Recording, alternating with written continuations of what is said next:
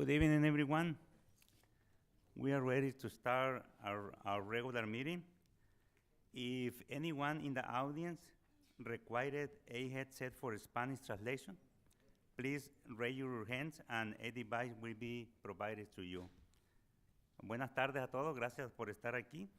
Si alguien en la audiencia requiere unos audífonos para traducción al español, por favor levante su mano en cualquier momento y un dispositivo se les va a proveer para la traducción al español. Welcome to the Palm Springs Unified School District regular meeting at the Board of Education.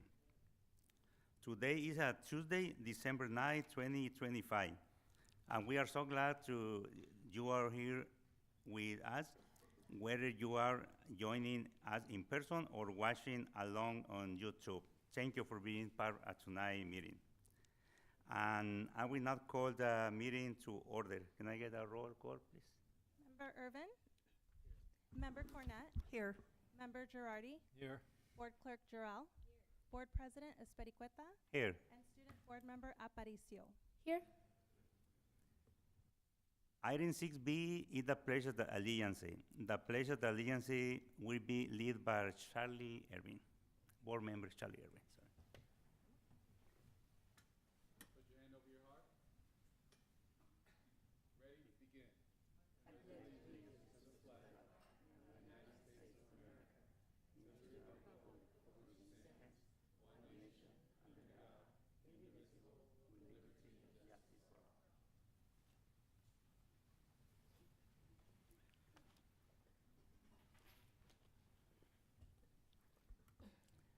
Item 6D, land acknowledgement. Our land acknowledgement will be read by Board Member John Girardi. Thank you.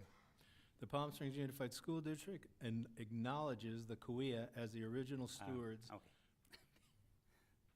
of the land on which the Palm Springs Unified School District facilities now sit.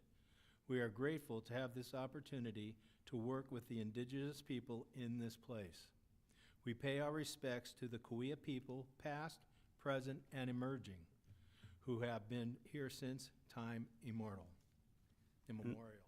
I'm sorry, and I apologize for jumping the 6C. That is our mission statement. And that one is item 6C. Our mission statement will be read by Rancho Mirage High School Student Board Member Olivia Aparicio in English and me in Spanish. Yeah. Go ahead, Olivia. All members of Palm Springs Unified School District are united and are committed to equity. We create deep, meaningful learning opportunities, build professionalism, and engage parents and community to ensure success for all students. All students graduate with the skills, capacities, and confidence needed to succeed in a rapidly changing world. Thank you, Olivia. I will read, lo voy a leer ahora en español. Todos los miembros del Distrito Escolar Unificado de Palm Springs están unidos en nuestro compromiso con la equidad. Creamos oportunidades de aprendizaje profundas y significativas. Creamos profesionalismo e involucramos a los padres y a la comunidad para garantizar el éxito de todos los estudiantes. Todos los estudiantes se gradúan con las habilidades, capacidades y confianza necesaria para tener éxito en un mundo en cambio rápido.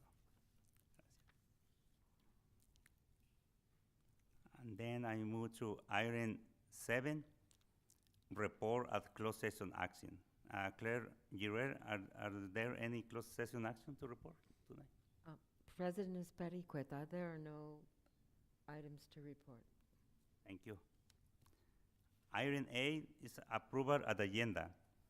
Can I get a motion to approve the agenda as presented? Move for approval? Second. Any comments on that? Please vote. All in favor? Aye. Aye. Motion passed. Item 9, board consent items. Item 9, approval of meeting minutes for November 18, 2025. Can I get a motion to approve those minutes, please? So moved. Second. Any questions? Please vote. All in favor? Aye. Aye.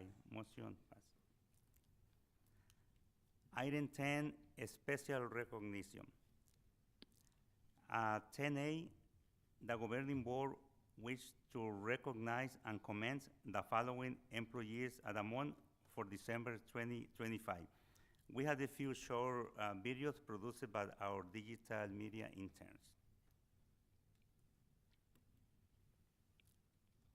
So Miss Susana Serrano, or Miss Susie as she's more commonly known here, is a wonderful supervision aide here at Agua Caliente. She is here from morning till night.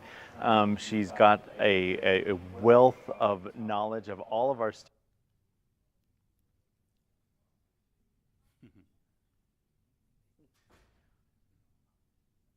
So Miss Susana Serrano, or Miss Susie as she's more commonly known here, is a wonderful supervision aide here at Agua Caliente. She is here from morning till night. She's got a wealth of knowledge of all of our students, but really just works with the team, supports all the students. She's kind of like an octopus all over the school here. Just an amazing support for all of our students and teachers. So Miss Susie really comes at it with a problem-solving mentality. She has that can-do attitude. She supports all the supervision staff. And then just, if she sees a need, she just asks, like, can we try this? Can we do this? She's really adopted the PlayWorks piece here at AC, has taken that PD, and it really has run with it. Miss Susie, you are an amazing person. Thank you so much for being here. I cannot imagine AC without you. Thank you, thank you, thank you for all that you do for all of our kiddos. All right, so Miss Janie Langarica is our paraprofessional 3. She supports all of our students in special ed here on campus here at AC, as well as any other students that might have some behavioral needs and challenges here at AC. So Miss Janie is just an all-around team player. She is on the radio almost every minute of the day. Her name is being called, or she's supporting someone. We need a help with a student with a need. She's there. She's like, I got it. I'm there. Yeah. So Miss Janie's here every day, just supporting our kiddos. Again, from before the bell till way after. Has that can-do attitude that we really have come to love here at AC, and she just is always there when you need her. You know, Miss Janie, thank you so much for everything that you do. You are an amazing person. And supporting our students and really reminding me that all kids are trying to communicate in the way that they know how. And that's our job, to be patient. So thank you for teaching me that patience. So we're recognizing Loretta Flores, our school psychologist here at Agua Caliente, and just so happy to have her nominated as our Employee of the Month. She is an amazing school psychologist that works with all of the staff here at AC. And she's has a can-do attitude, provides that support to all staff, family, students, and really comes at any problem with just like, let's get to this work and see how we can support all of our students. She's just an all-around great person. Her knowledge and really understanding students' needs, helping me to understand the IEP process, and supporting our families is really, it's remarkable. Loretta, thank you for everything that you do. You are just a light here at AC. I'm so thankful I get to work with you, and hope for us to be able to work for years to come.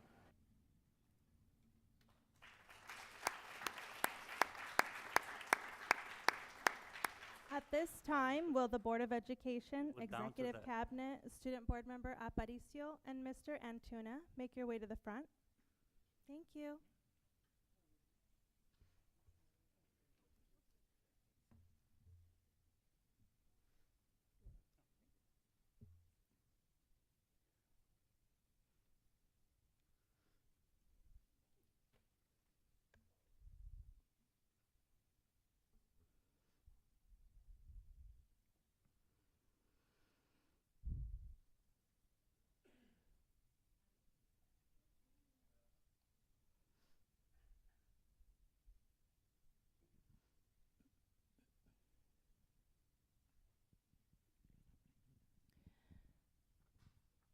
We'd like to welcome up our first classified employee of the month, Susana Serrano. Gracias.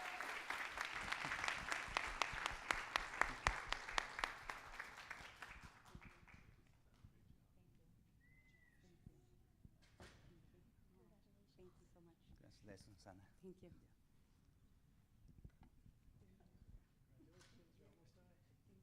Susanna, is there anyone in the room you'd like to recognize or acknowledge? My family and staff.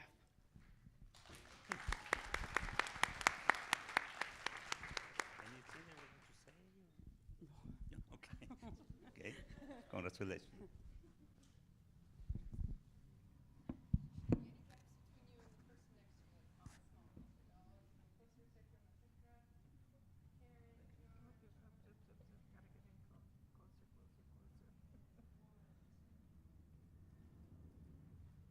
Thank you, Susanna.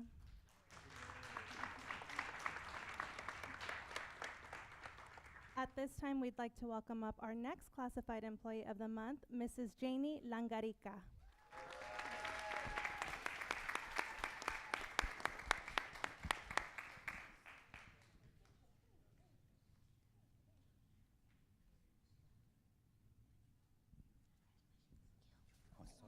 Oh, sorry. Congratulations.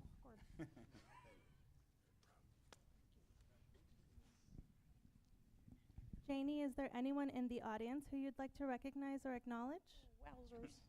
Yes, My husband, my family, and everybody, and the family at Agua Caliente. Oh, wow. Okay.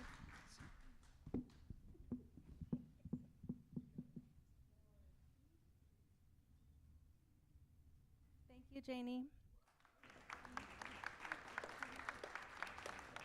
Up next, we'd like to invite our certificated employee of the month, Loretta Flores, to the front.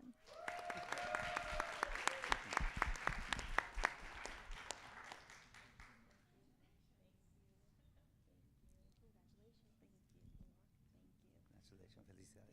Felicidades.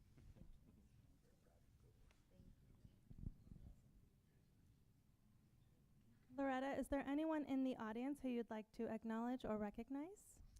I'd like to acknowledge my family and the staff at Agua Caliente and Mr. Antuna for leading by example and making Agua a great place to be. Thank you.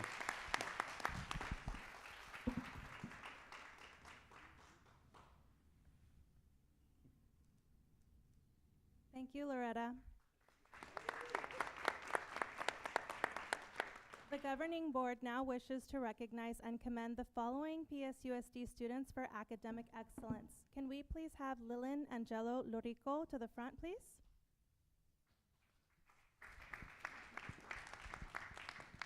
Can we please have Genesis Rosales Ramirez to the front, please?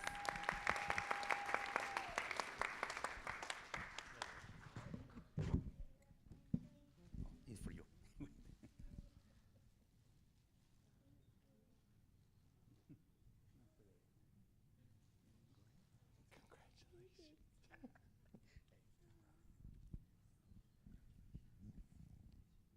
Mr. Antuna, do you have a couple words you'd like to say about Genesis? Absolutely.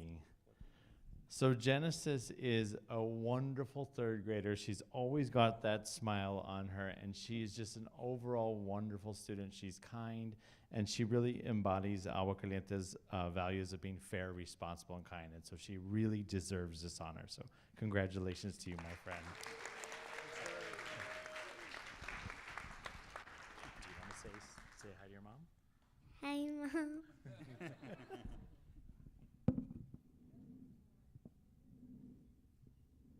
Thank you, Genesis. Up next, the governing board would like to recognize and commend the following parent for their involvement in Agua Caliente activities and events. Can we please have Esmeralda Soriano to the front?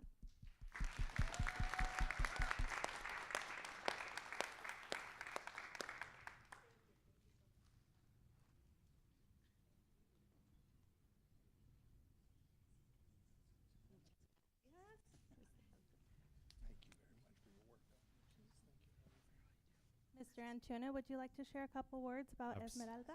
Absolutely. Miss Esmeralda, as well as Miss Elsa right here, make up a really wonderful, small but mighty ELAC team, and we work really well together. Miss Esmeralda's like, all right, I've got this. She's always there, so we're so thankful to have her part of the AC team. Muchísimas gracias. Felicidades.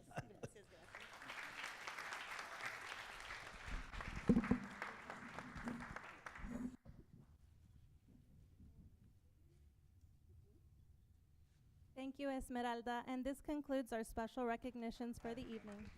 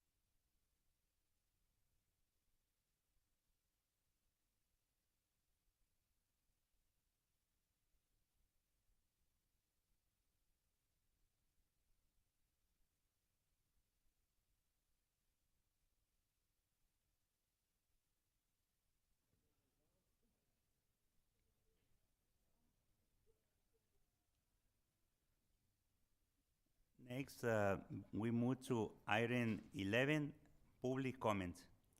Claire Girel, have we received any electronic comments this night? Board President Esperi Cueta, we have not received any electronic comments. Thank you. In-person comments. All comments are to be directed to the board, be under 3 minutes, and shall be devoid of any personal attacks. Members of the public are expected to maintain a professional, courteous decorum during public comments. Board members do not respond to public comments. Do we have any members of the public who wish to address the Board of Education? No? Okay, I see none. Thank you. And then we move to item 12, public hearing, sorry. The board now opens the public hearing on the annual and 5-year reportable fees report for fiscal year 2024-2025.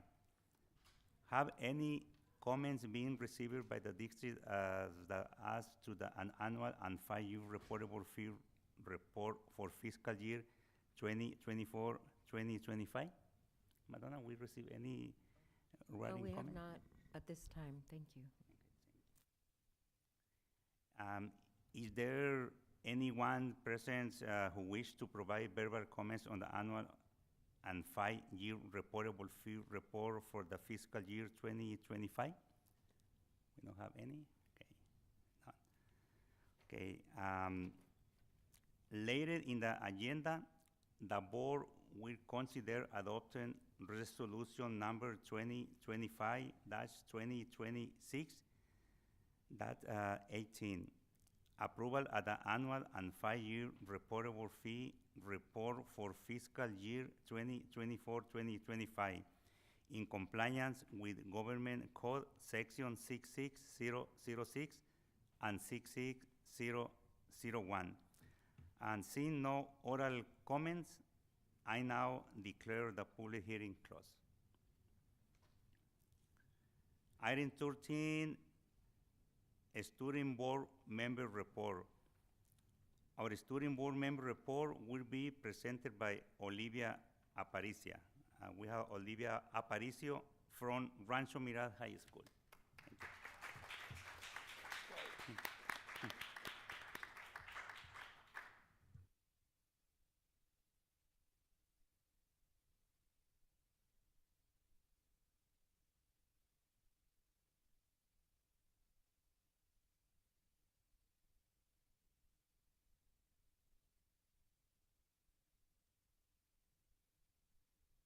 Community. Can you hear me?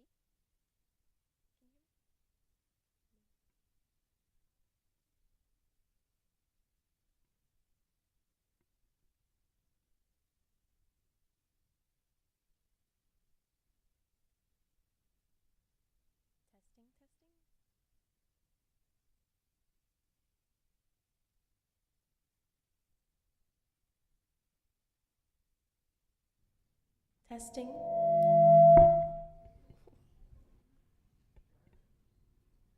Testing. Okay. Good evening, board and Palm Springs community. My name is Olivia Aparicio, and I'm excited to present this month's Ranch Mirage High School presentation. First, I'd like to start off with wishing Leslie Aguilar, our other student board member who could not be here tonight, good luck. Tonight is her game against Ranch Mirage High School, so I'm a little biased tonight, but I do wish a good luck. Our December focus is Special Education Day and also Athletic Administration's Day. First off with special education, in honor of Special Education Month, Ranch Mirage High School proudly launched the Best Buddies Club. The purpose of this club is simple but powerful. They promote awareness of students with special needs, foster inclusive friendships, create a community built on kindness, positivity, and acceptance. Best Buddies gives students the chance to connect with peers they may not usually meet, and it helps us build a campus culture grounded in inclusivity. We are very excited to see this club grow. Now moving forward with our Athletic Administration Appreciation. This month, we would also like to recognize our Athletic Administration team, Mr. Martinez, our Athletic Director, Ms. Sonia Ochoa, our Athletic Secretary, and of course, Ms. Kendra Calderon. I've had the privilege of working with all three of these wonderful people. They work so incredibly hard to schedule buses for each team, making sure that each team arrives to their games according to plan. They coordinate many schedules of games and make sure that each student is taken care of both academically and personally.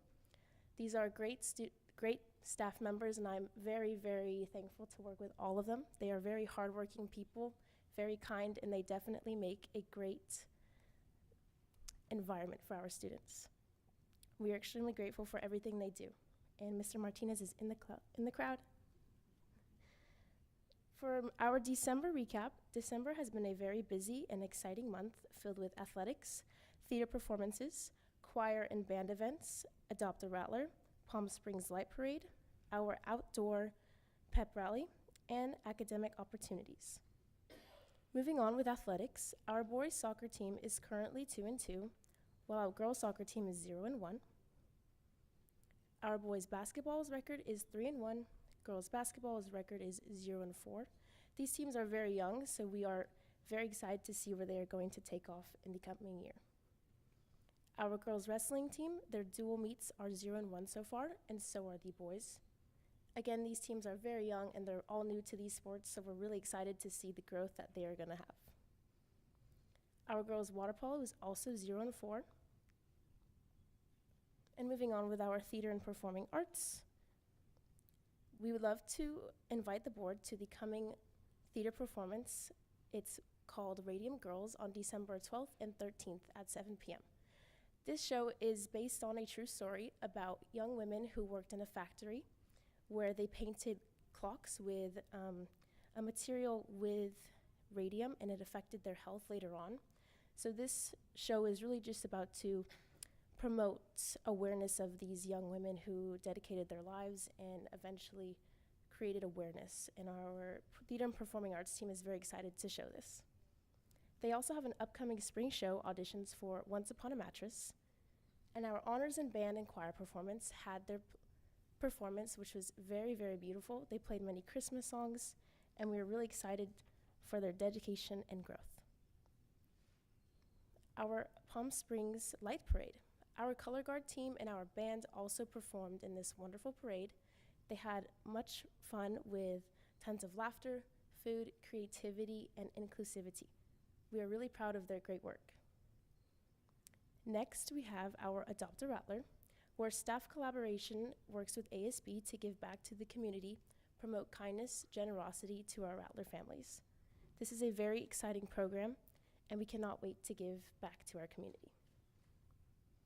Next, we have our academics and opportunities. Our seniors have just finished their Civic Seal engagement, which will be on their diploma when they graduate. This is a very big achievement for our seniors, and we are very, very proud of them. Additionally, the BSU MSI College Career and Culture Tour applications have been submitted and accepted. Tons of our Rattlers have been accepted and are very, very excited to go on this trip. It is a very exciting trip filled with many opportunities with certain colleges and all the things that they have to offer. Moving on with our college applications, our seniors have also just finished their college applications with the UCs and the CSUs, additionally their private schools. We are super proud of our seniors and all of the hard work that they have achieved over the past 4 years, and we cannot wait to see where they go. And our counseling team has worked very hard to provide many scholarship opportunities. Ms. Henderson in the Career Center has offered her time during fourth period to all seniors and juniors to help them with college applications, scholarship opportunities, and many other college support. Next, we have our Aviation Career Exploration program. This is new. It is created for students who are interested in the Aviation Center and is going to be held at the Palm Springs Air Museum. We are very excited about this program, and we are excited to see where our Rattlers go. And finally, we have our finals, the best part of the semester. We are excited to end the year with a great, hardworking academic final week. We promote much support to our Rattlers, and we are very excited to see where they come out on top. And that is it. Thank you. Thank you, Olivia.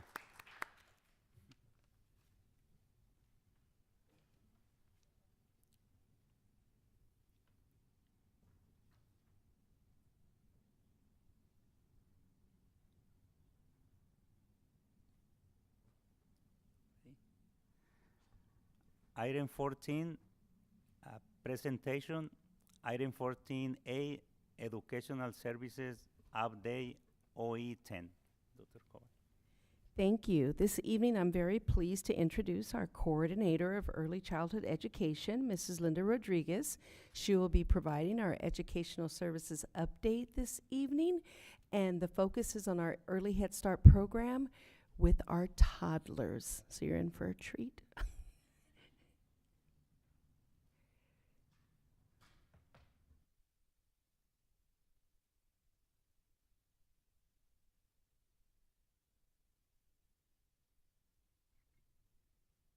Good afternoon, everyone. Thank you so much for the opportunity to share a little bit about our program, our Early Head Start program. Am I switching? Am I changing the slides? Okay, yeah. So I just wanted to share a little bit about our program. Most of you may know our our Head Start programs, but this is a part of our ECE program, which is our Early Head Start program. Last year in 24-25, we opened our first time 2 toddler classrooms. So we opened up a total of, we are serving 16 students at Desert Highland Center. So we opened 2 classrooms in 24-25, and it was a great success. We were filled quickly, and we knew that the upcoming year we needed to expand on that. So we did have the opportunity in 25-26 to add 3 additional classrooms, bringing us to 40 students that we are serving as toddlers. So we are now serving 40 toddlers. Like I said, in 24-25, we had 16 students, so we expanded that with additional classrooms. Today, our Early Head Start program serves a total of 40 children, creating strong foundations for lifetime learners. So it was super excited. These are a couple of pictures from Desert Highland.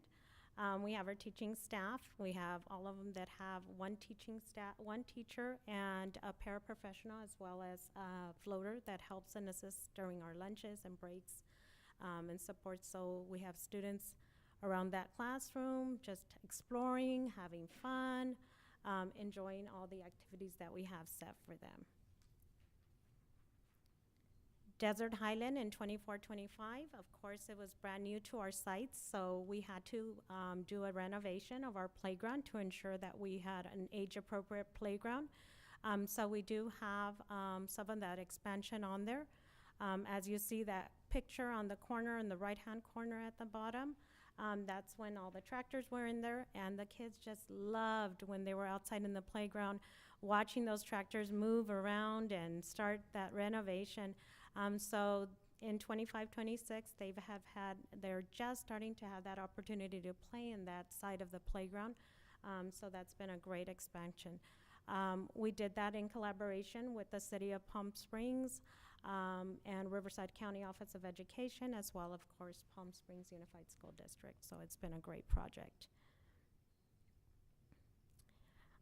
As I said, we expanded the 3 additional classrooms, 2 at Coyote Run, which would be classroom number 3 and 4, and then at Arroyo de Paz, out in Desert Hot Springs, was our classroom number 5.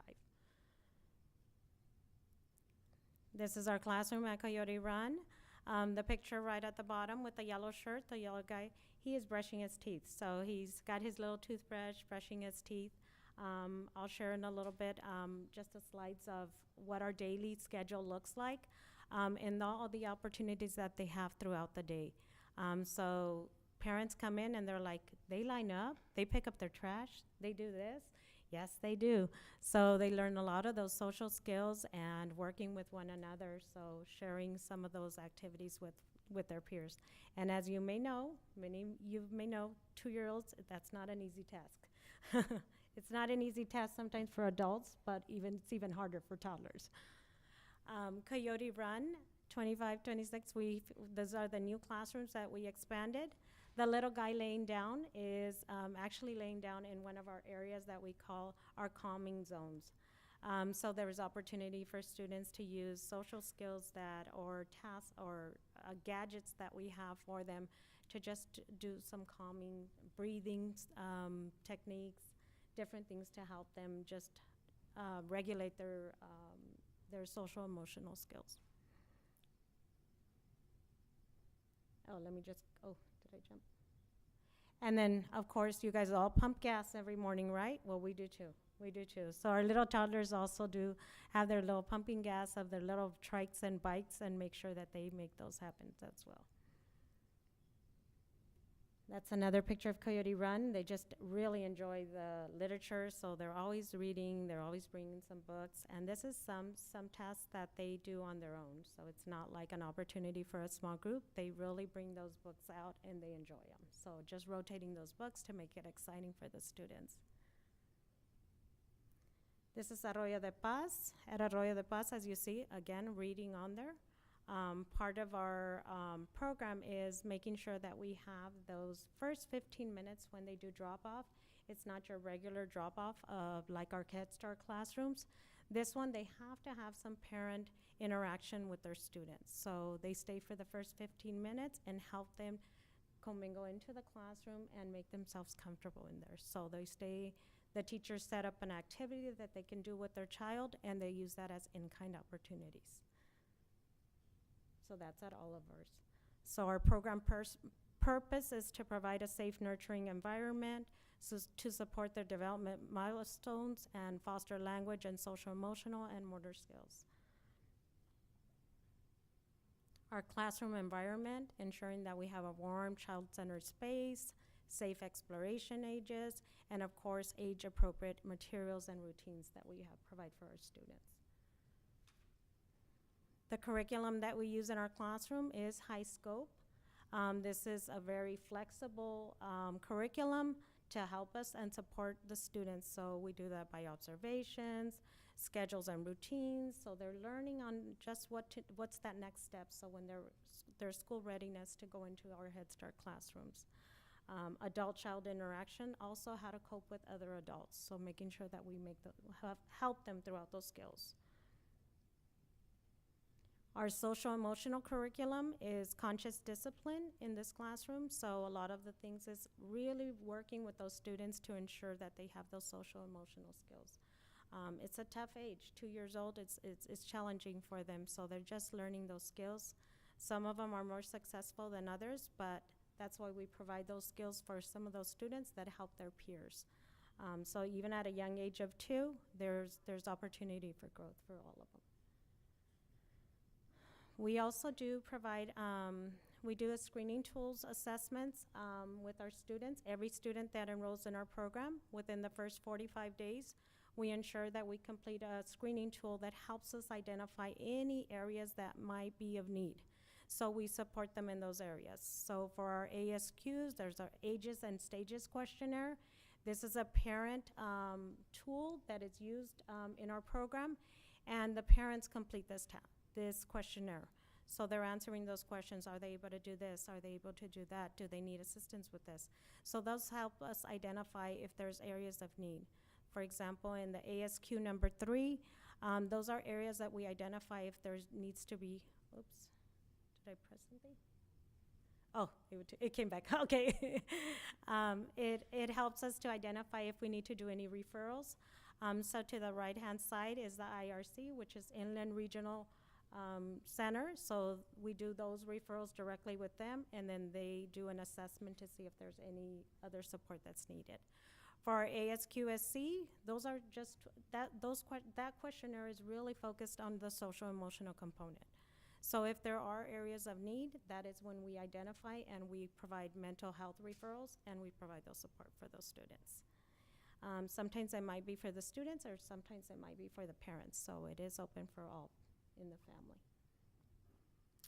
Our desired results assessment tool that we use, this is the tool that we utilize to understand where students are at what levels. So we identify, we review, we do anecdotal observations for students throughout the day. We take parent inputs, we do observations, anybody walking into the classroom, so we take those observations as well. And those help us identify where those students are at and plan accordingly to really give that support to students. Our daily schedule, similar like this, we do arrival, greeting, family engagement at the beginning, group time with music, breakfast, hand washing, toothbrushing, outside time, group time with materials, a lot of hand washing, a lot of making sure we're going to the restrooms and getting those bodily cares taken care of, providing snack, planning time, outdoor play, and family communication. So really important when the childs are dropped off in our care, we make sure that we provide a daily report to every parent in regards to what happened in that day. So what meals they ate, what if they use the restroom, anything that is important for them. They're still growing, so we want to ensure that parents are aware of what's happening throughout the day. So that's key for us.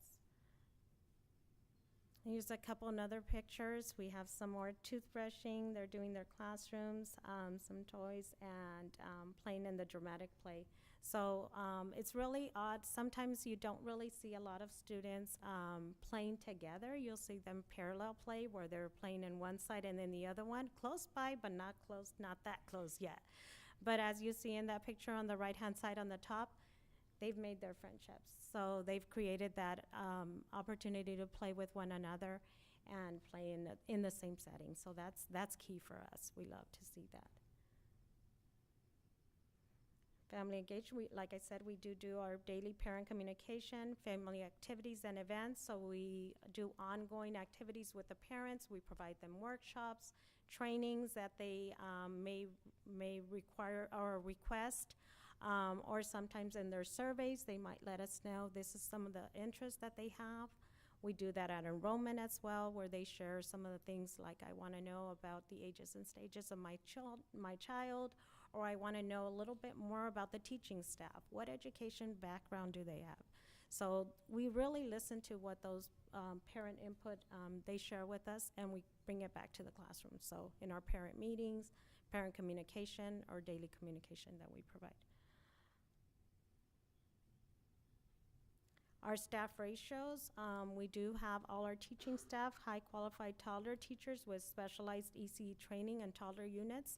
So anybody in our early Head Start programs have their early childhood program units, but in addition, they are required to have infant and toddler units. So those are required, so an additional 6 units of those to ensure they're specialized in the area with the toddlers. We also, and their ratio is a little lower, so they do have a 1-to-4, so 1 teacher, 4 students, so that's maximum on there. So that's why we have practically 3 staff members in those classrooms to support those students. And ongoing professional development. So whether it is our TOSAs or Riverside County Office of Education or providing workshops throughout. So we provide those trainings as well. The program impacts strong social development growth, smooth transitions to preschool classrooms, and ongoing positive family feedback. So last year, like I shared with you guys, was our first year that we had our toddler classrooms. It's been really neat to go out to the classrooms, to our Head Start classrooms, and see those toddlers when I saw them when they just walked in and they were crying and not wanting to stay. And then you see them in the Head Start classrooms, all grown up, just doing their thing. Hi, Miss Linda. You know, it's just so cute to just see them so grown up, you know, and they're just with limited, some of them had very limited language, but now in Head Start, they've just really grown with that. So it's just all those interactions. So they went from a classroom of 1 to 8, 8 students in their classrooms, and now they're in a classroom of 17 peers. So they're really and they're successful. They're being very successful. Just want to end with just a couple additional pictures that we have here. This is at Coyote Run. But thank you. Thank you for your time. Any questions or anything? Oh, thank you. Thank you. What is the age rank for these students? So the Early Head Start program, they do have to be 2 years old. 2 years old. Yeah. So our program is 2 to 3, and then once they hit 3 years old, then they go into our Head Start classroom. Do they have to be potty trained? No. No? No, they don't. I didn't know there's some requirements for many preschool. None of our programs require that they're potty trained. But they, like in our Head Start classrooms, as soon as they start the program, takes about 2-3 weeks and they're done. They're ready to go to the restroom. Because they watch their peers and they see, you know, so they really work on getting a toileting plan and help. So the teaching staff work with the parents. Question is the facilities full? Are the facilities full, or are there space available for more students? Sometimes we do have drops, especially during the winter breaks. Sometimes we do have some drops. Right now we are full, but there are opportunities. So I always encourage, or if you have somebody, always encourage them to come and go on our wait list, because we may have a drop and we go on to that next list. Yeah. Is there any type of program that you guys have available for, actually, how much is it for the parents to have their to come in our program? Yes. So we are actually, there is not a cost to come into our programs, but they do have to have an income requirement. Oh, okay. Yeah. All right. More comments? No? Okay, thank you. I just wanted to add. Oh, I'm sorry. I want to thank our ECE team and the leaders there. I had an opportunity to go and visit some of our campuses and where our young scholars are, and I would ask anyone in this room to go and visit. And the work that they're doing there is amazing. No time wasted. They have a strong ethic of care for our young people over there, and excellence starts at 2 years old. So thank you very much for your work. Thank you. I appreciate it. Thank you.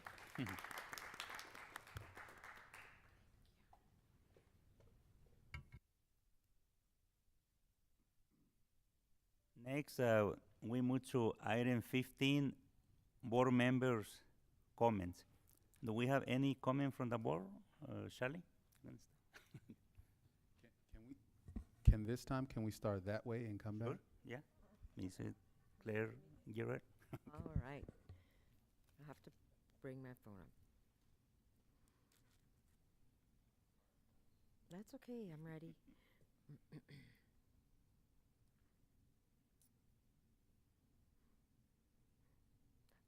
Just recently, I attended a conference, and I'm giving my report, just a little brief about my report as a delegate assembly member for our region, Area 18. And I was elected to this delegate assembly, and it's an honor to serve in this special group of approximately 280 members. And we meet twice a year, and we discuss many, many different topics, and we vote on policies that we see would help to support children across the state. We are a very dedicated group of educators. We stay together 2 days, and we break out into sessions and talk about so many different important subjects and topics. I did have a chance to be up at the assembly meeting, and I sent notes to our board and superintendent so that I can get some details from the conference meetings to our members here. I did have a chance to be there at the conference for a little bit in the afternoon, actually in the morning, to see our assistant superintendents and meet with our board as well. And that's always great to reconnect and meet each other in a different spot. The other important event that I attended was just last night, and it was an event that was sponsored by the Boys and Girls Club of Cathedral City, and we were honored to be part of this special extravaganza that was there to honor our children in the Cathedral City area and in the Coachella Valley, and the work that's being done by the many, many volunteers, donors, community members here in the Coachella Valley. My own daughters attended the Boys and Girls Club at Rancho Mirage Elementary, and without that club, I wouldn't have had childcare before and after school. They are very, very dedicated to keeping our students safe and helping parents who are needing extra child help. And they also, what I learned, is that there are many programs they put on to develop students' interests, technology, sports, arts. And so this was a great,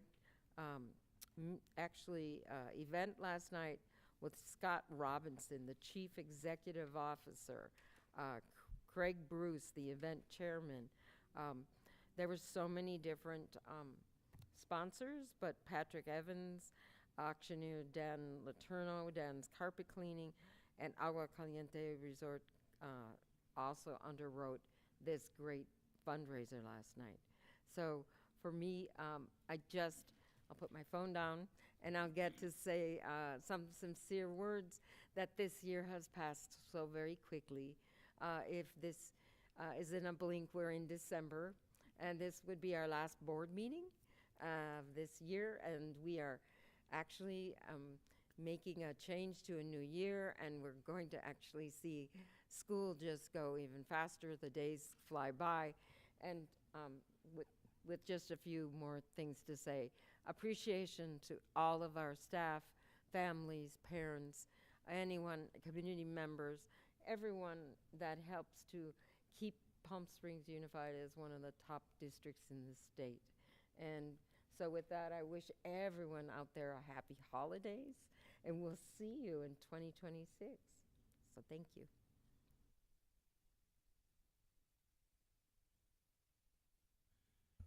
Real quick, I was supposed to present at the Desert Roundtable breakfast, and I was late, so I want to thank Dr. Funches for carrying the baton on that one. You did a great job. I really appreciate it. But later that day, I did get to present to the Palm Springs Noon Rotary Club. What a great club, great turnout, very supportive of Palm Springs Unified. It was a real pleasure speaking in front of those people. As Board Clerk Jarrell said, we attended the California School Board Association conference. I got to say, I've been to several, and this was one of the better ones. I think because we got to have some camaraderie amongst all of us there. And I went to a couple of luncheons, the Black School Board Association and the Latino School Board Association. And quite honestly, those keynote speakers were better than the general sessions. They were very well done. I really enjoyed that part of it. Thanks to the Desert Hot Springs Historical Society, this last Saturday, they put on a program of the history of the education in Desert Hot Springs. They brought in community members that have been going to school there ever since it first started. The first school was a hole in the ground, and from there, Big shout out to my wife, who was one of the presenters. She did a great job, Mary. Thank you so much. And Dr. Funches closed the show that day. It was really quite educational how education has developed in Desert Hot Springs. And then later that night, we went to the Desert Hot Springs Women's Club Annual Gala. And thanks to them, they have raised probably now 700, 800,000 in scholarships for our students at Desert Hot Springs High School. They're a very involved organization, so big shout out to them. I also was at the Cathedral City Boys and Girls Club Gala last night. What an important role they play in our community for our young people, and we have a great partnership with them, and I want to thank their executive director and their board for that partnership.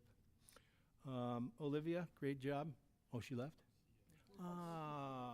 I was going to say, you know, anybody who thinks finals is fun is a real academic scholar. So hopefully you'll see this, Olivia. And she was at the Boys and Girls Club last night donating her time, so she's very involved in her community. And so let me close with, however you celebrate, I hope you all have a healthy, happy, and safe holiday with those that you hold most close and dear. So thank you all very much. I'm up.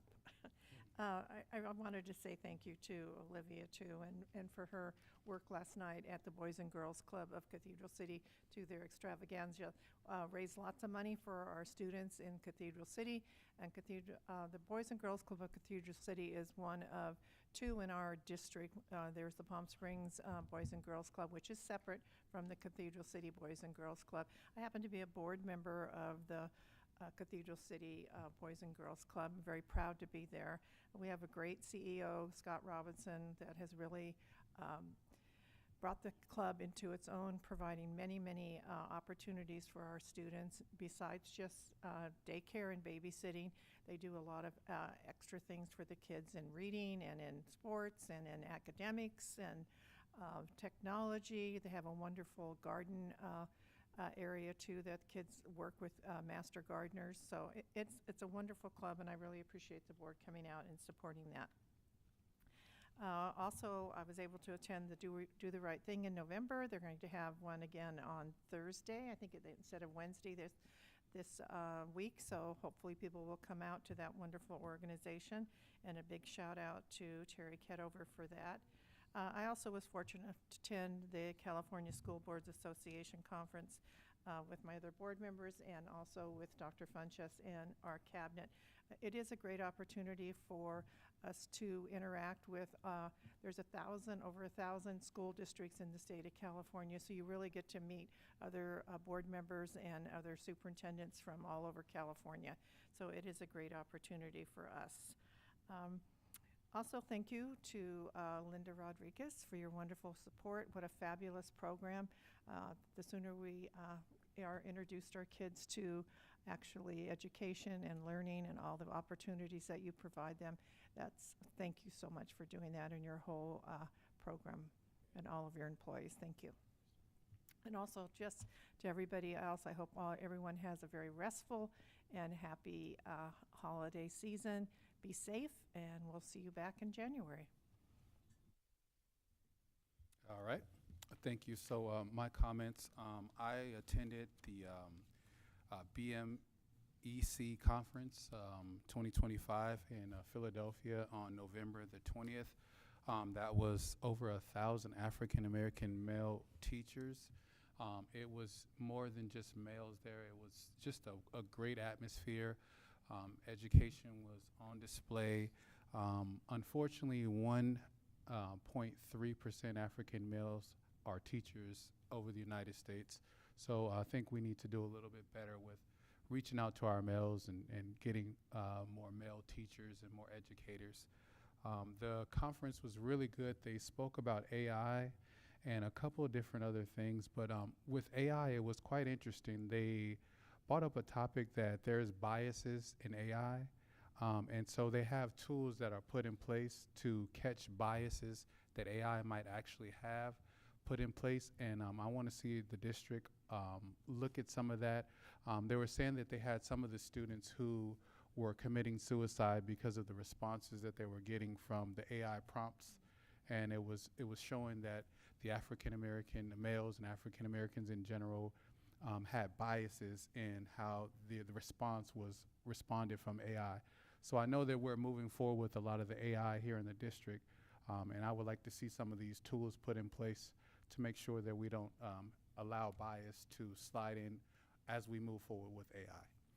And next, I went December the 3rd, I went to a conference as well with the other board members, with the school board.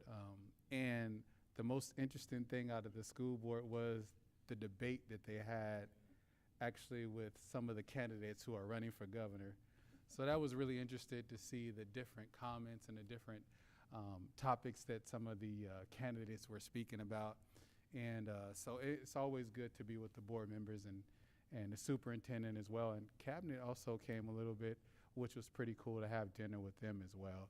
We missed the children, but maybe next time we'll catch the children out in Sacramento. And December the 16th, I went to Festival of Lights, downtown Palm Springs. And I think that was probably like my second time ever going in my life. And the parade lasted so long. Like, there was so many different floats. There was so many different organizations and groups in there. I was so surprised they had a ladies, I think it was like a cheerleading squad of mature adults. And they came all the way in from Seattle to come down and be in our parade. So it was really good to see those ladies out there performing and dancing in the parade. And we had a lot of our different schools here perform as well in the parade. And so good job to the Palm Springs Festival of Lights, because it was really amazing to be there. And it was so crowded. I couldn't even move.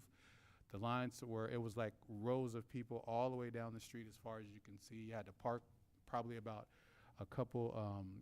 probably about a mile away to get there because it was so crowded. But great job to the Festival of Lights. I went to the Boys and Girls extravaganza as well with the other board members. And that is always fun to see our children, the children from the Boys and Girls Club of Cathedral City. They performed, did an excellent job of performing there. One of the key highlights for me was watching the gentleman do the bidding.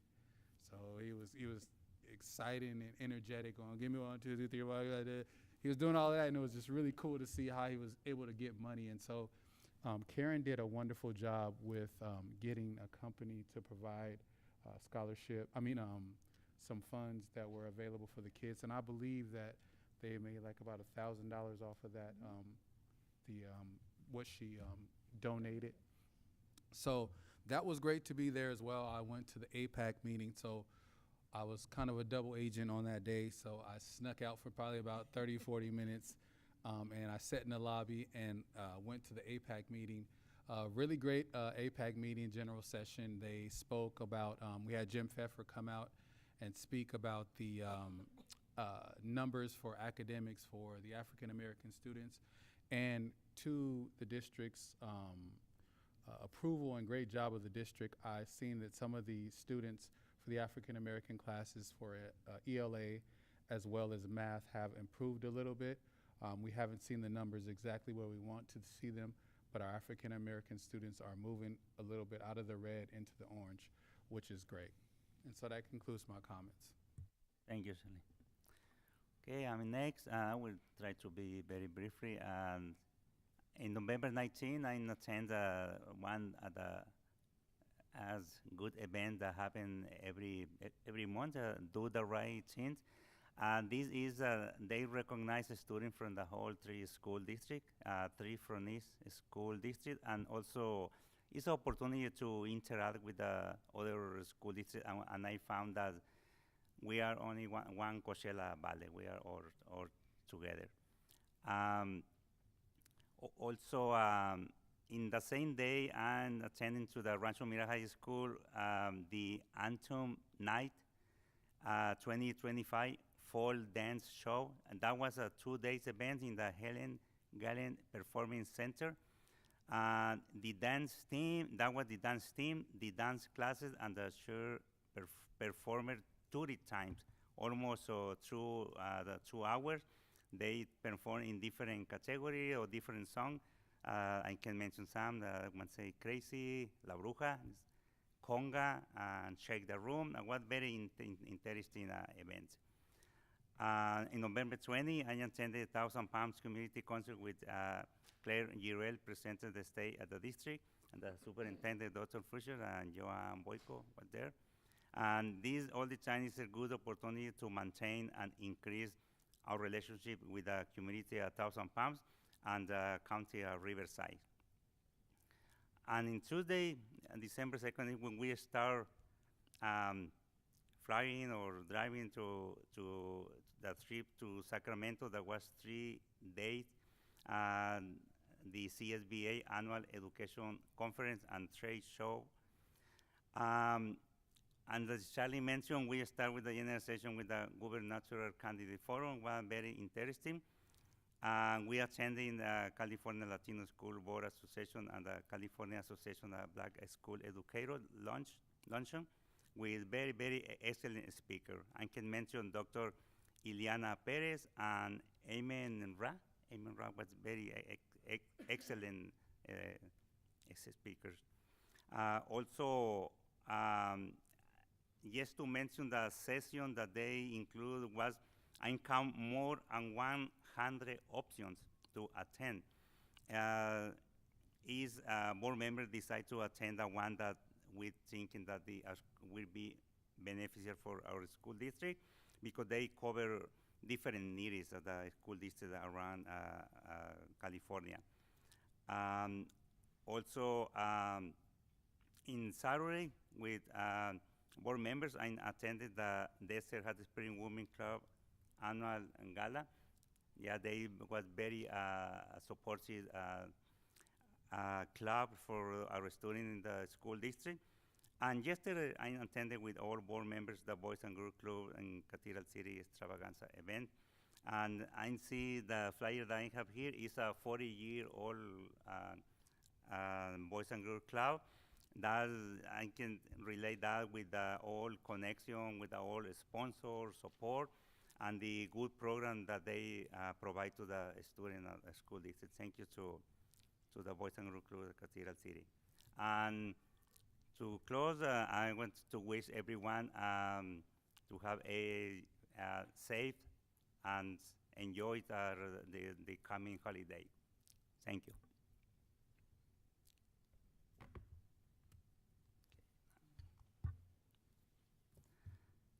And next item is item 17, Superintendent report. Thank you. And we will skip the student board member because she already left. Yeah. Yes, sir. Thank you, Board President Espericueta. I wanted to make a few comments just as we continue to develop our understanding and our shared understanding, if you will, of PSUSD excellence. And so next slide, please. And I wanted to thank our board members, our executive cabinet, and our student board members for time well spent at CSBA, California Board Association. I had an opportunity to visit presentations, but more importantly, spend time with one another, respecting each other's leadership and getting to know each other more, connecting more on a deeper level. And a few of the things that you might hear about coming out of some of the key learnings was expanding our STEM and STEAM program so that we continue to push forward equitable outcomes for our scholars. So thank you, board, thank you, executive cabinet, and our student board members for a time well spent at CSBA. Next slide. And at the RCOE Greater Coachella Valley Student of the Month Awards, I must say PSUSD represents well. Our scholars are smart, they are intelligent, and they are full of greatness. And I wanted to call out Joseph Bueno, CCHS, Janet Ramirez, DLA, Joel Ruiz, DHSHS, Katia Martinez, MSJ, Elena Vega, Palm Springs High School, and Janelle Pauly, Rancho Mirage. These are future leaders and difference makers, and they are right here in Palm Springs Unified School District. Job well done to our scholars. Next slide, please. And this is something that Palm Springs has been considering for quite some time. Our board has discussed it. our executive cabinet, our ed services team. Shout out to Karen Dimick. We began to really put some teeth to it, and starting now, aviation pathway, right? Starting with a pilot this year at Rancho Mirage to get 10 of our scholars going on a 6-week career awareness program with the thoughts of, not the thoughts, the plans to go ahead and expand to all high schools next year and make it an aviation pathway. So what will our scholars get out of that? Hands-on exposure to real-world aviation careers, inspire long-term interest in STEM and aviation fields. They will gain job shadowing experience in aircraft mechanics, understanding of air traffic control, aviation, pilot, right? And then our future vision, to increase access to our scholars, diverse scholars going into the field of aviation, and growing a partnership with the Palm Springs Air Museum and our airport right across the way. So shout out to our ed services team, our museum across the way, and every leader who's spoken on having a pathway here. So it's coming. It's good stuff, right? Next slide, please. And then I'll wind down the last 2 slides. Frankie the food truck. The reason I wanted to point this out because Tara Lazar, one of our parents at Catherine Finchy, a parent of a kindergarten scholar, owns several restaurants. And once the SNAP benefits were compromised, she took it upon herself to provide 2,000 meals to identified scholars and families in Desert Hot Springs and Palm Springs. And through that nonprofit, we fed a lot of our scholars and their families. Job well done to Tara Lazar. Frankie the food truck, we are grateful for your service. Thank you very much. And final slide here. I know tonight here shortly we'll be looking at elections for board president and board clerk. And I just want to say thank you. I wanted to thank Sergio Spiracueta for job well done being the board president for the last year. Thank you for your service and your advocacy, tireless advocacy for our community, right? I also want to thank board clerk Madonna Jarrell for her year of service as well, her tireless advocacy for our scholars who receive special education services. So thank you very much. And to our PSUSD family, friends, co-workers, have a great holiday break. Take care of yourself and enjoy it. Thank you very much. Thank you, Superintendent Marcos. We move to item 18, is the annual board organization meeting. This had to happen every year in December.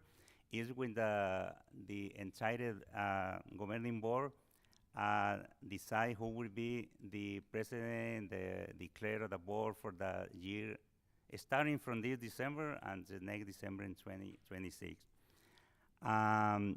The item 18A is the election of the president of the governing board. And at this time, we will open nomination for board president. Do we have any nomination? I'd like to nominate Karen Cornett for president. I would second that. Good. More? Okay. Okay. Please vote or in favor. Aye. Aye. Aye. Okay. Aye. Congratulations, Karen. And board member Cornett, I had a proposal. You want to start the meeting or me to finish this meeting? Okay. Yeah, thank you. And you know, I want to say something slight. It was a truly honor to me to serve the community, the school district, the student in this role. It's not easy, but at the same time was a good opportunity for me to grow up, good opportunity to understand more and more about how the local agencies work. And Again, congratulations, Karen. I know that you will do good job, and thank you, all board members, for giving me this opportunity. Thank you. Okay. And next item will be, this next item is the item 18B, election as clerk at the governing board. I'd like to nominate Charlie Irvin.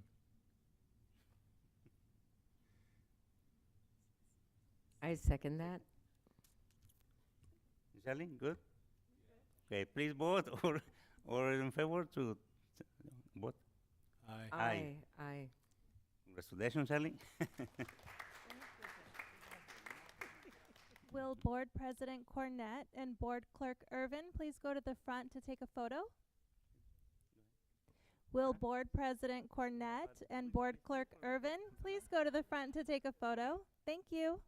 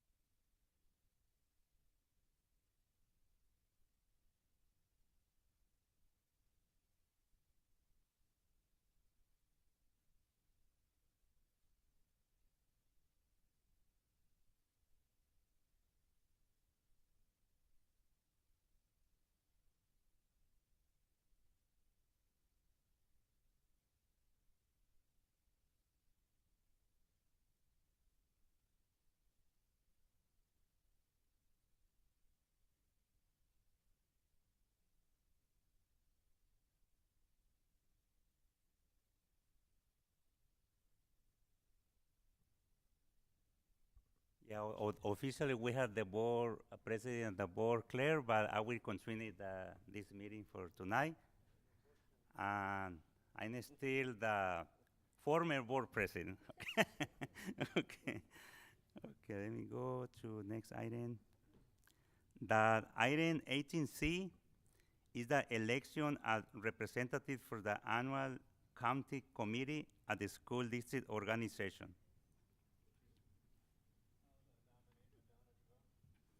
I'll nominate Madonna Jarrell. And second. Yeah, okay. Or please vote or in Second. favor? Aye. Aye. Aye. Okay, Madonna. Congratulations, Madonna.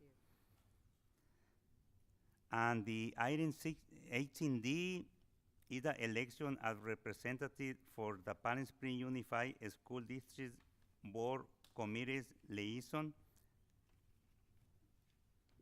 Do we have any nomination for the following position? Will be the first one is Legislative Network Liaison. We have, who is it now? I am that right now, so if someone else would like to do that. I would like to just see if the board would work with this idea. We did this, that we stay in the same committees as liaisons, and in the future workday, look over those committees and decide, you know, which ones need to be exited or, you know, combined. If that is a good idea for the board. Is that a motion? Is that a motion? If it's a motion, I'll second it. Yes. I agree.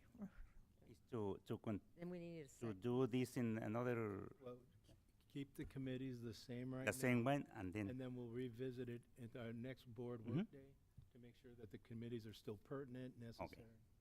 okay. You're with us. He was the second. So I'll go ahead and read those out. The Legislative Network Liaison is Karen Cornett. The Head Start Parent Policy Committee is Sergio Espericueta. The Bond Committee is John Girardi and Charlie Irvin. Sponsored Naming Facilities Committee is John Girardi and Karen Cornett. Naming Committee, Sergio Espericueta and Madonna Jarrell. Foundation for the PSUSD Committee is John Girardi and Karen Cornett. Equity Committee, Sergio Espericueta and Charlie Irvin. And the Audit Committee is Charlie Irvin and John Girardi. Okay. Okay. Please vote or in favor? Aye. Aye. Motion passes. Thank you. That's good. Item 18E, selection of day, time, and place at regular meetings. Regular meetings at the board will be held at the second and fourth Tuesday of the month, except where noted, at 6 p.m. in the boardroom at the Palm Springs Unified School District Administration Center, located at 150 District Center Drive, Palm Springs, California, 92234. Can I get a motion to approve item 18E? Move for approval? Second. Oh, go ahead, Charlie. Any questions? Please vote. All in favor? Aye. Aye. Motion pass.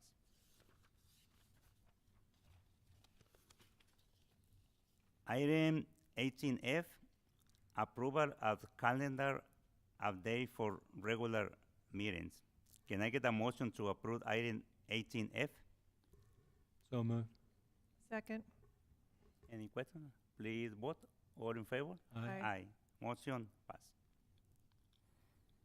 Item 18G, approval of certification of authorization signature. Can I get a motion to approve item 18G? So moved. Any questions? Please vote. All in favor? Aye. Aye. Motion pass. Yes, I did. We have one? Yes. Bueno, Yes. 4 aye and 1 no. Okay.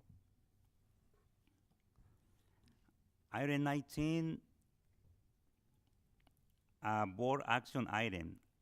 Item 19A, approval as positive certification as solvency first interim for fiscal year 2025-2026 OE5. Mr. Simmons?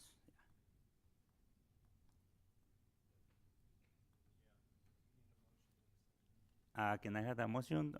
Move for approval? To approve 19A, yeah. Okay. Okay. Thank you so much this evening. I will try to make this as quick as possible for everybody. It's been kind of a long day, and we still have a lot of work to still be done, correct? So appreciate your time here this evening and the opportunity to kind of present our first interim report. First, I'd like to really thank the board and the cabinet and Tony Carrillo, our director of fiscal, and his team, all of the business services division, human resources, educational services. Everybody's involved in this budget, particularly from human resources and all they do, and the business services teams, in order to make this this budget work, and in order to close out our books effectively each year. The budget process. This is kind of the second part in the budget process. We adopt the budget in June, and then we kind of work through what we've adopted and do some revisions through and kind of freeze it on October 31st, and that's what first interim is. And then we do it again on January 31st for second interim. We present that in March, and then we get to our estimated actuals in our new budget, and then we do our final unaudited actuals. And there's usually quite a bit of differences between those as we move forward. A little bit on the state of the state and U.S. economies at this particular point. I heard a report from the LAO's office. I'm not too sure if you guys got an opportunity to see that at CSBA, but this was at the CBO conference just a week prior. Some of these charts show some pretty good news here. In particular, the state income tax is about $2.4 billion higher, 7.3% ahead of budget projections for this particular year. The revenues estimated for California are up $11 billion for the prior year and 25-26. All that's kind of shown in that top graphic there. That is actually what that's going to mean to us, because we're getting money in from the prior year and better money in from this year as we move to 26-27 in their budget. Usually that means a pretty good chunk of one-time money. What they're talking about is about $7.4 billion in one-time money. But again, we really won't know that until January, more particularly May. Some of these other ones on the right side there, you see the stock market prices are up. They're up about 50% since November of 2023 and are at a historic high. That's being led by AI, which is a very strong market at this particular point. The LAO's office projects moderate revenue growth after 26-27.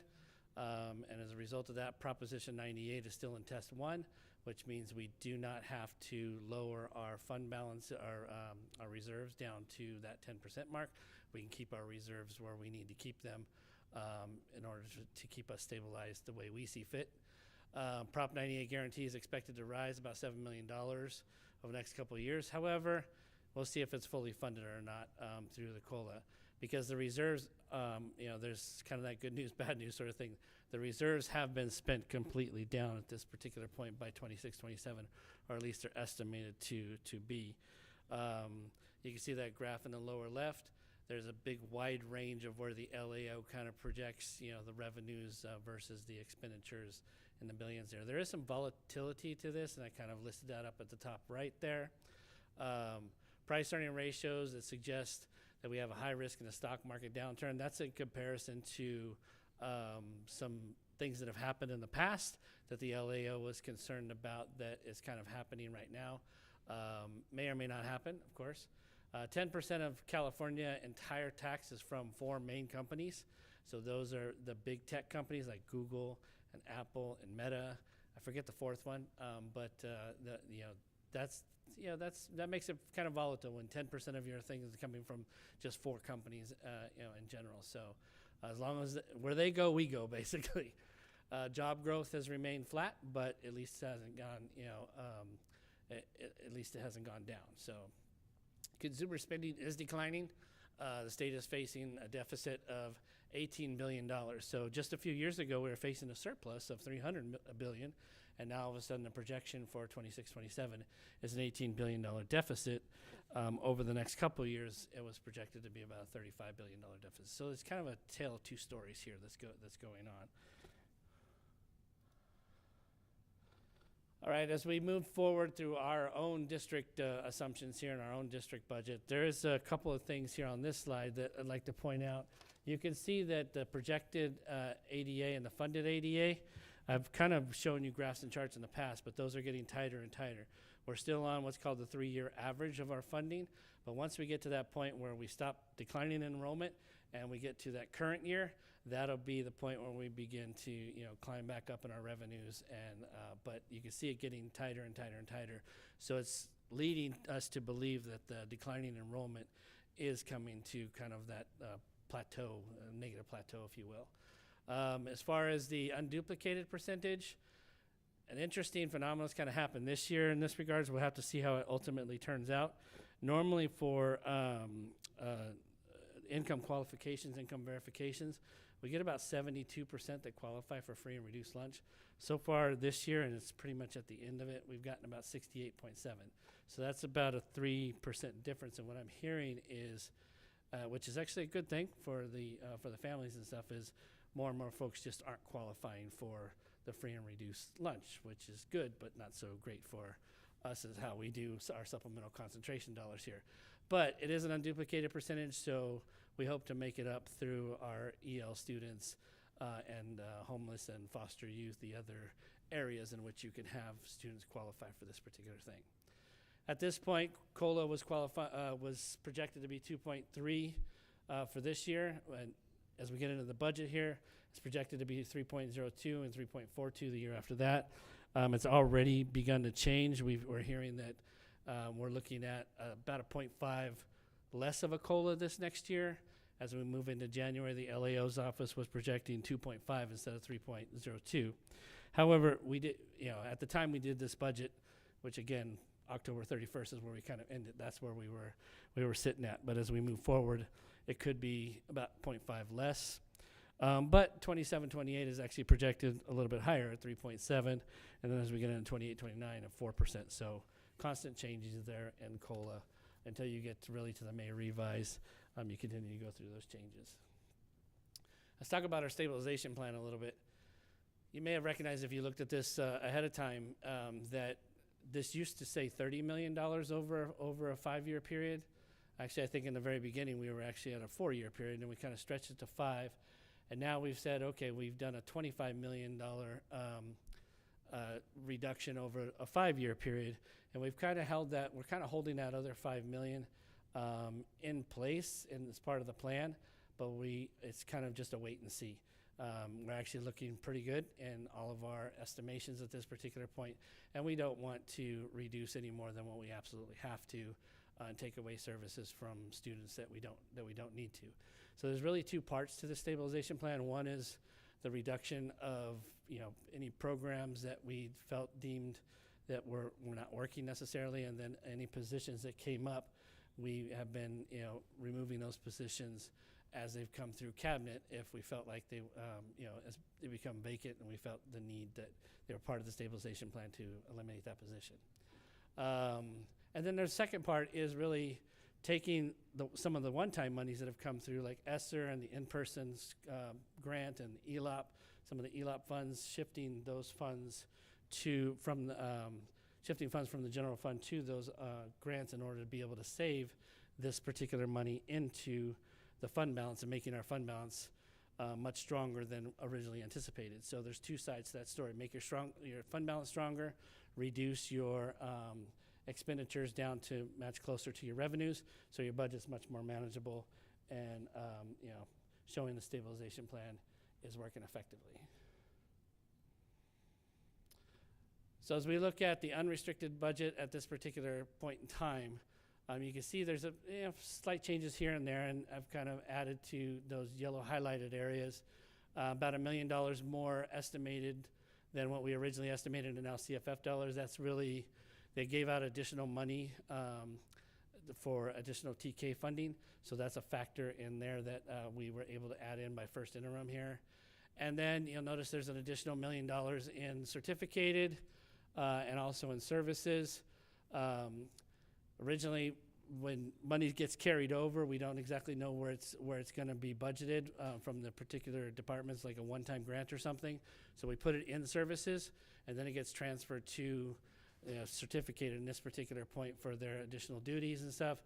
But then also for services, that actually went down, but then it also went back up as a result of higher utility cost estimations. So where we plan to make that money back, though, is in indirect costs. For the board, if the board doesn't know indirect, we get to claim a certain percentage of every single grant that for administrative costs.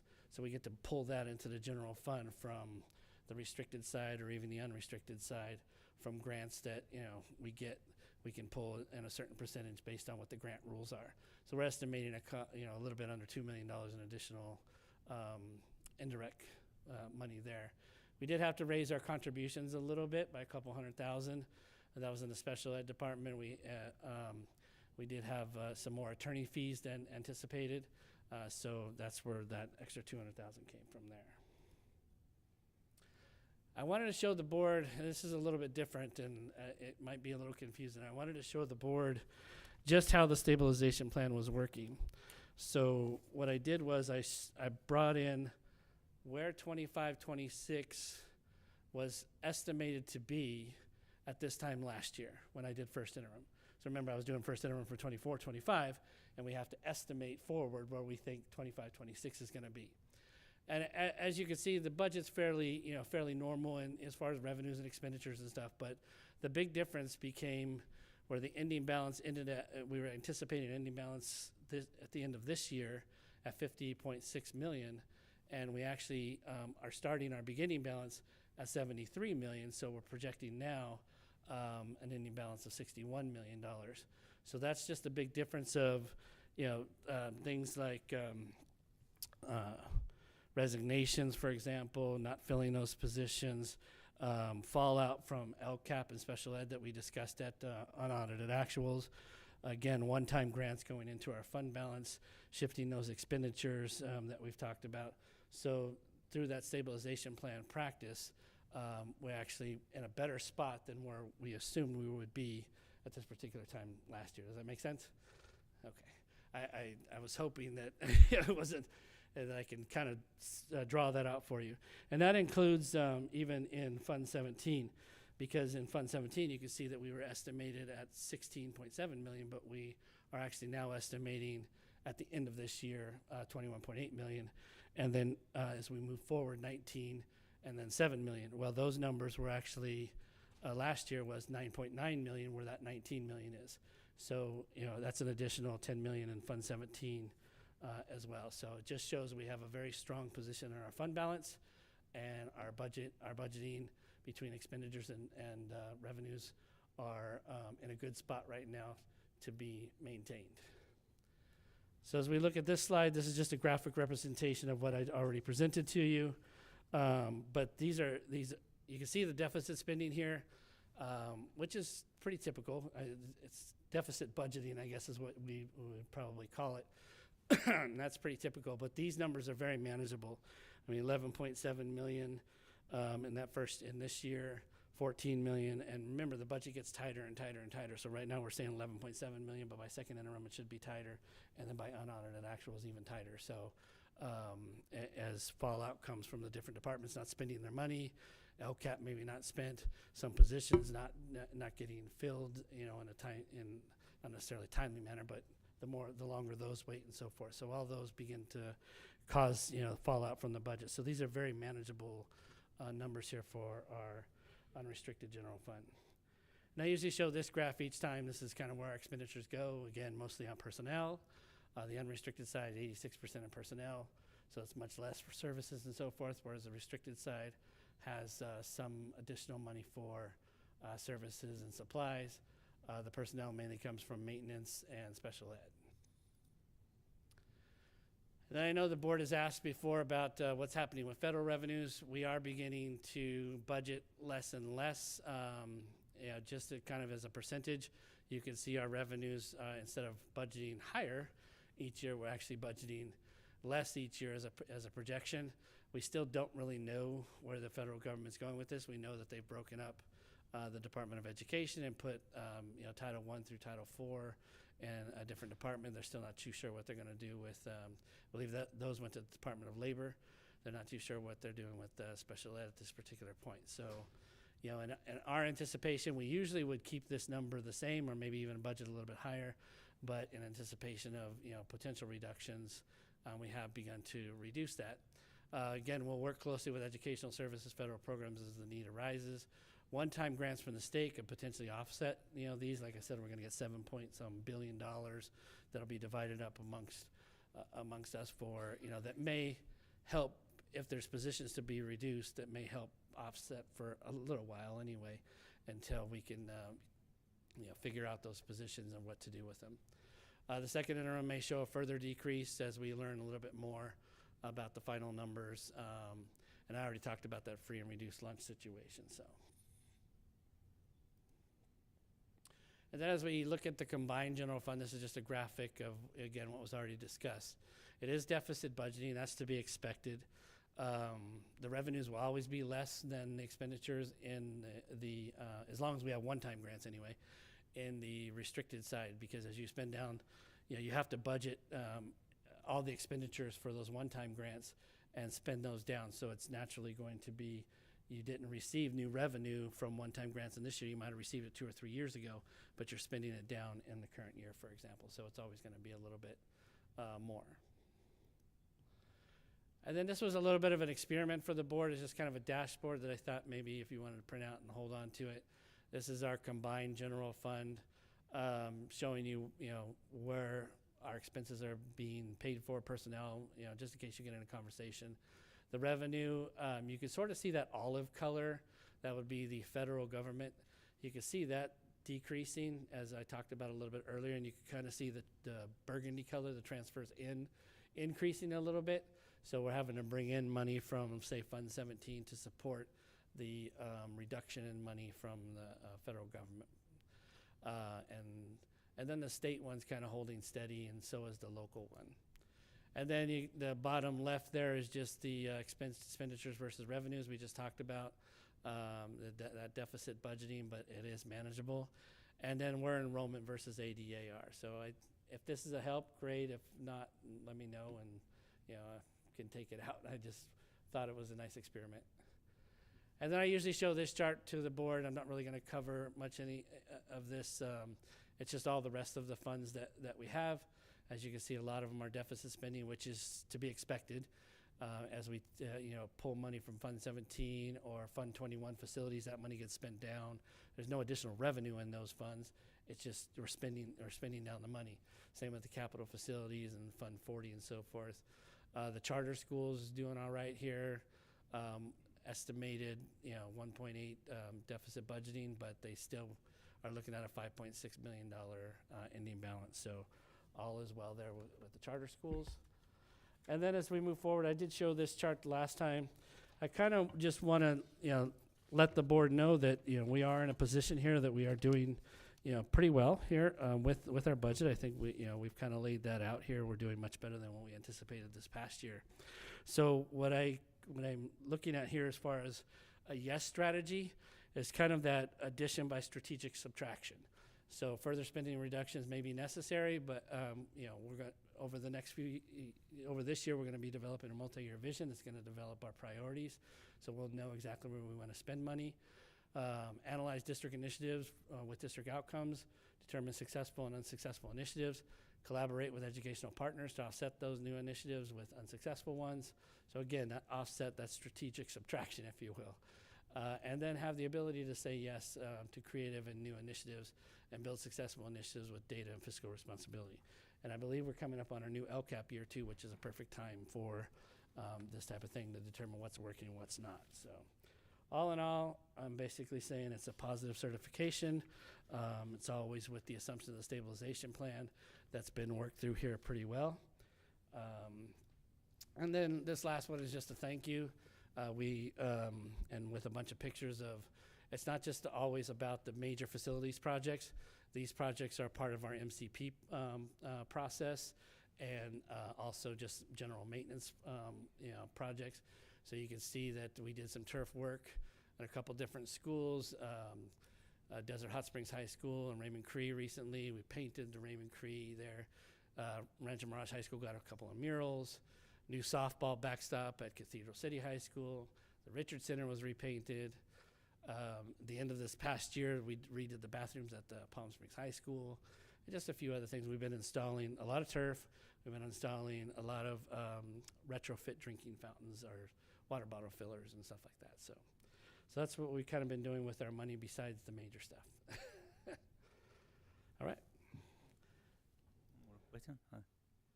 Thank you, Jeff. Just a comment. Great job, Jeff. I just want to tell you that you're doing a wonderful job, man. Thank you. I love all of the numbers. I'm big on that. I always ask for it. I love to see all of the different things, the colors and different schemes that you came up with. Great job. Thank you, sir.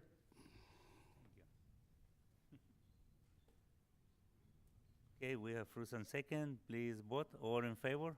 Aye. Motion passed. Thank you. Well done. Item 19B, approval of monitoring report, governing policy, operational expectation, personnel administration, OE4. Mr. Hill.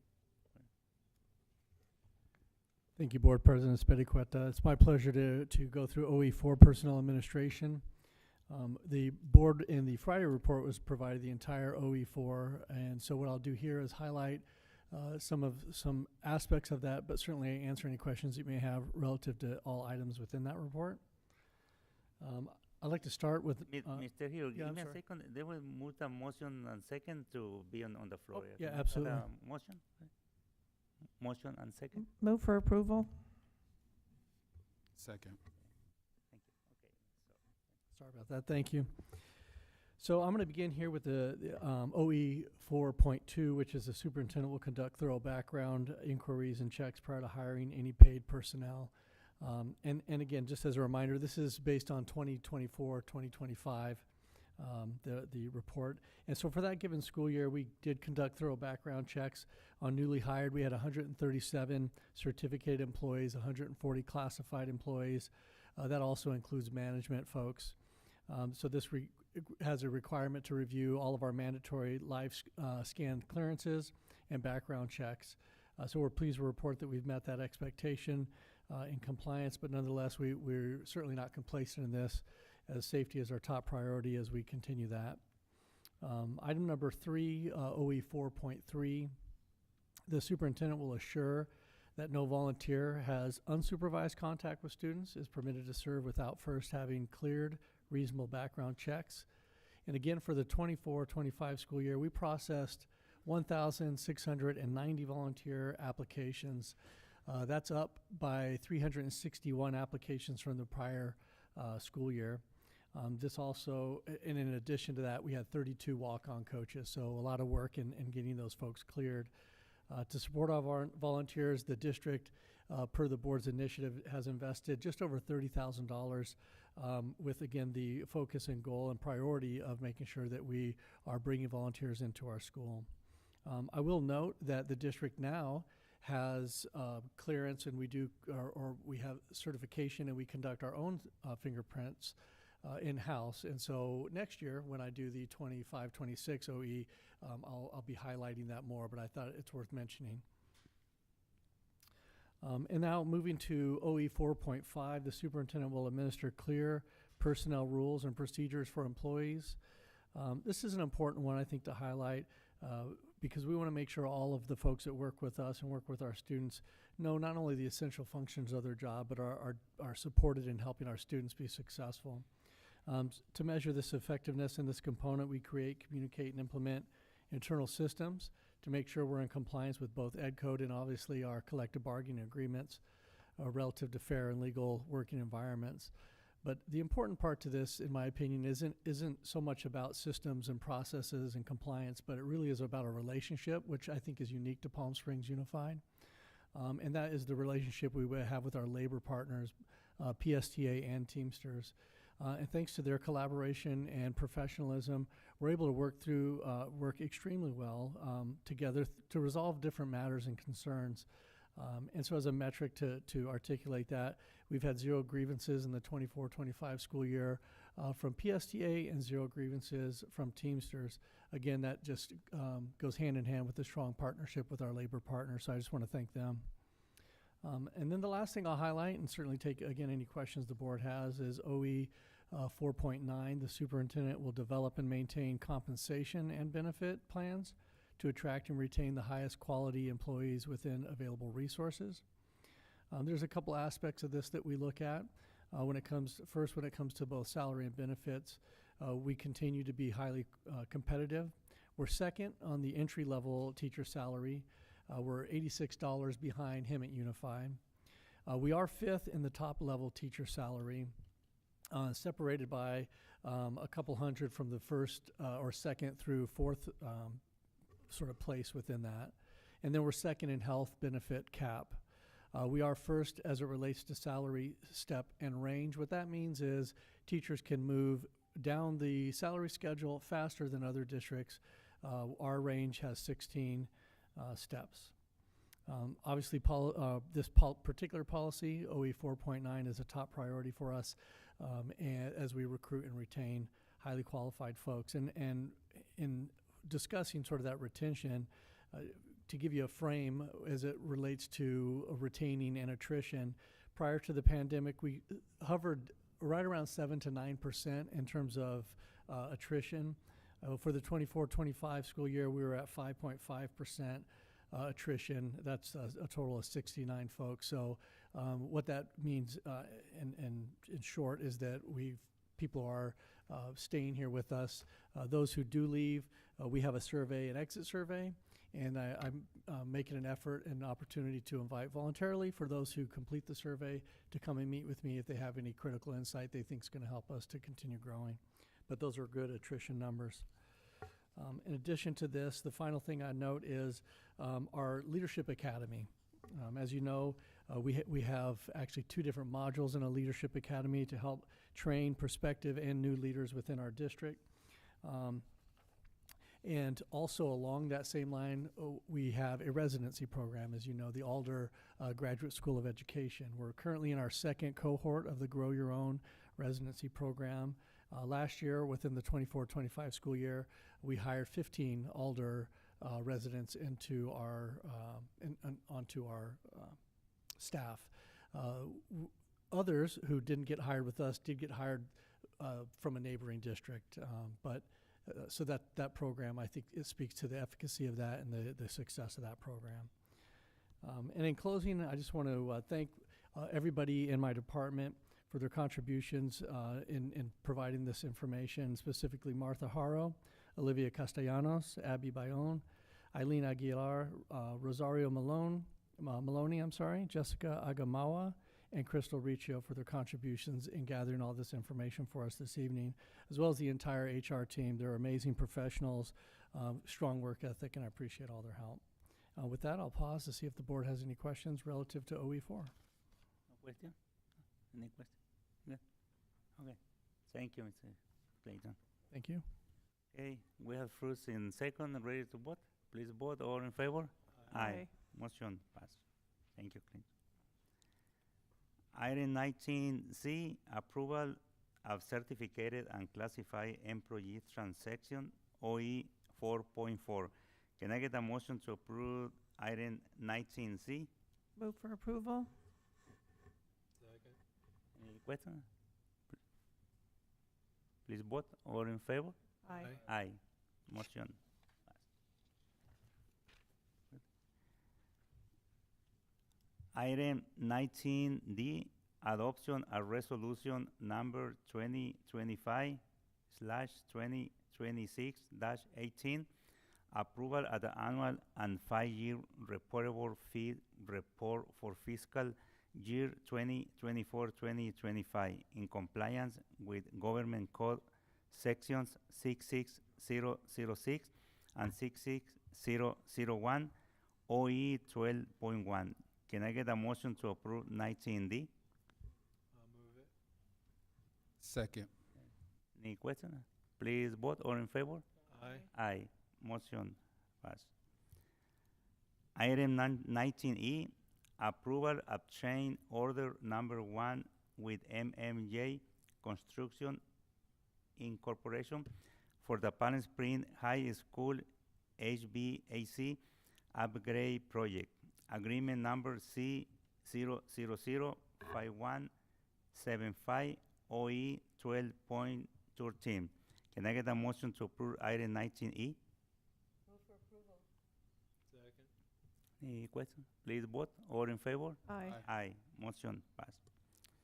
Item 19F, approval of Palm Springs Unified School District Income Agreement Number IN 000233, RCOE Agreement Number Z1010303 with the Riverside County Superintendent at the school for participation in the 2025-2026 Head Start Early Head Start Federal Program, OE 10.8. Can I get a motion to approve item 19F? Move for approval. Second. Any question? Please vote. All in favor? Aye. Aye. Motion passed. Item 19G, approval of provided services agreement number ZC0005658 with the Tadros LLC for expanded learning winter camp field trip, OE 6.2. Can I get a motion to approve 19G? Move for approval. Second. Any question? No? Please vote. All in favor? Aye. No. Aye. 4 aye and 1 no. Okay.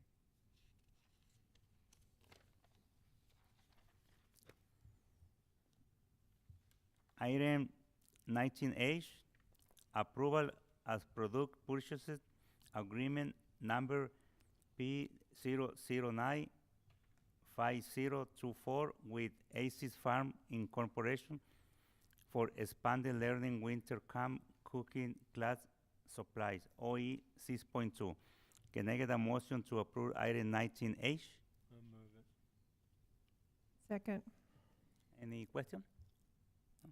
Please vote. All in favor? Aye. No. Oppose? 1. Okay. 4 aye, 1.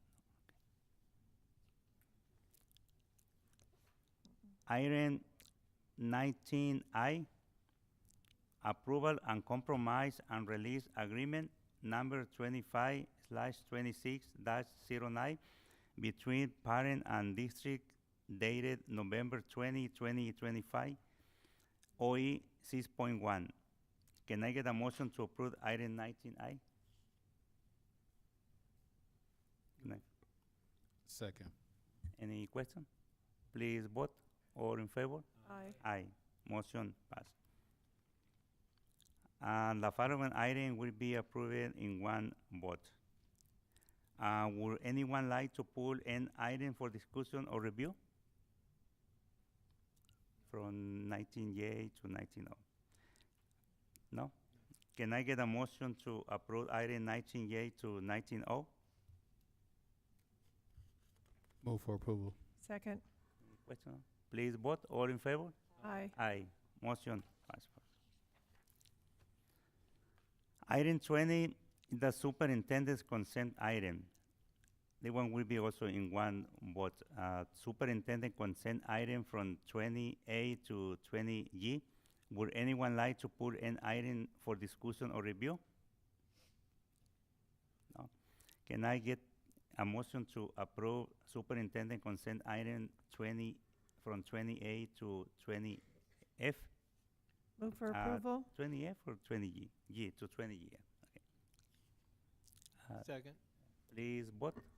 All in favor? Aye. Aye. Motion passed. Item 21 is the information item.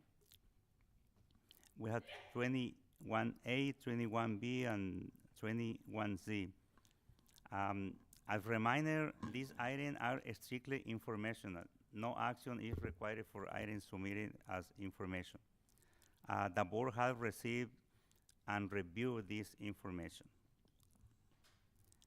And item 22 is suggestion for future agenda. Do any board member have suggestion for future agenda? Yes, okay. My suggestion for a future agenda would be for the board to discuss a future meeting date for a work day and come up with an agenda to help us reconnect on all of the topics that we want to cover. And part of maybe that day, we would have some training on bias, training that we haven't had or have requested in the past. Okay? Thank you. Yeah, and I have another suggestion for the next meeting. It's about the AB 1390, and that is not new conversation because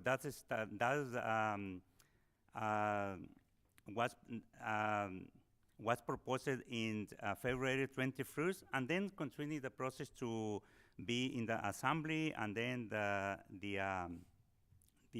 Senate, the California, and in October 11, the governor signed to be law and to start in January 1st, 2026. And one thing that I see, the AB 2090 modernized the monthly stipend for school board members, and is strictly related to Education Code 35120, that is 40-year-old. When I see where is that information for us, is in our board policy manual by law 9250, and that explain the compensation for board members that is the agency have to, in my point of view, is to update that policy. And when I see the policy was reviewed in 11/28/2006. This policy is 19-year-old. I think it's a good to start, and now it will be only our school district. This conversation will be maybe something that will happen in all California. Yes, thank you. Board Clerk Terrell, we do have unconscious bias training on this work plan scheduled for February 2nd.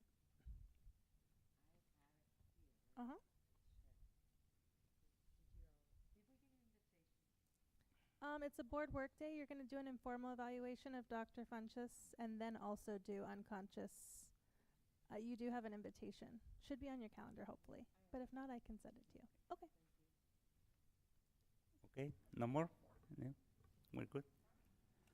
Now we move to item 23, setting of the next board meeting. Our next board meeting will be held on January 13, 2026 at 6 p.m. Item 24, or debrief. Any debrief? Good night. Good night. Okay. Item 25, adjournment. Can I get a motion to adjourn the meeting? Board President Espericueta, you're adjourning to closed session. Or are you guys gonna? Oh, okay. We are adjourning and we continue with closed session. Thank you. Thank you.